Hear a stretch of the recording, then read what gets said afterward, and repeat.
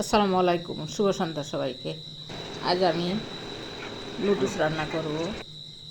আমি প্রথমে লুডুস এগুলি ফুটন্ত গরম পানিতে দিয়ে সিদ্ধ করে নিব। আমরা যারা নতুন যারা আছি সবাই একে অপরের সহানুভূতিশীলভাবে কাজ করব। কারো প্রতি কারো হিংসা করব না। হিংসা করে কোনো লাভ নেই। একে অপরকে সাপোর্ট করে একে অন্যের পাশে থেকে কাজ চালিয়ে যাওয়াই আমার মতে উত্তম।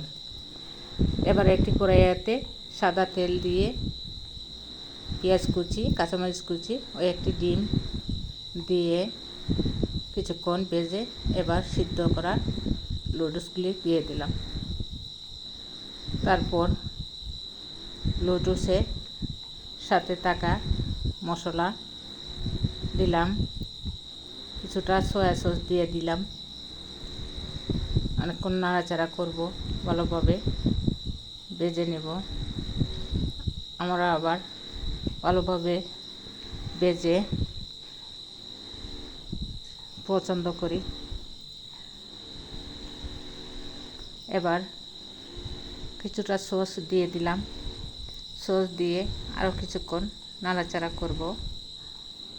এভাবে নাড়াচাড়া করে ভাজা ভাজা করে নেব,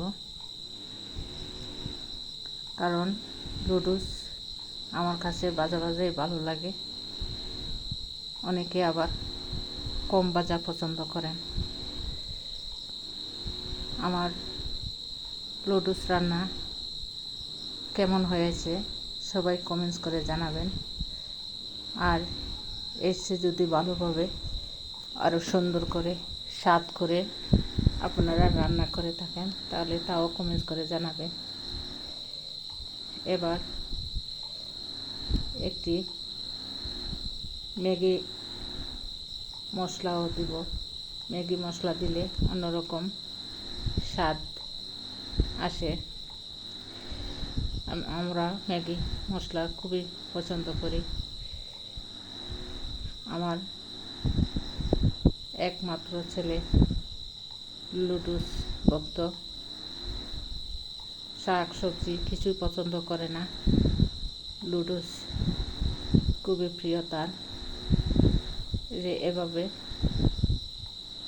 নাড়াচাড়া করে ভালোভাবে ভেজে নিব। এই তো হয়ে গেছে আমার লুডুস রান্না করা। এবার শসা কুচি দিয়ে সুন্দরভাবে পরিবেশন করে নিব। শসা কুচি সুন্দরভাবে দিয়ে দিলাম। আমার কাছে এভাবে লুডুস ভালো লাগে। আপনাদের কাছে কীরকম লাগে কমেন্টস করে জানাবেন। ধন্যবাদ সবাইকে। আসসালামু আলাইকুম।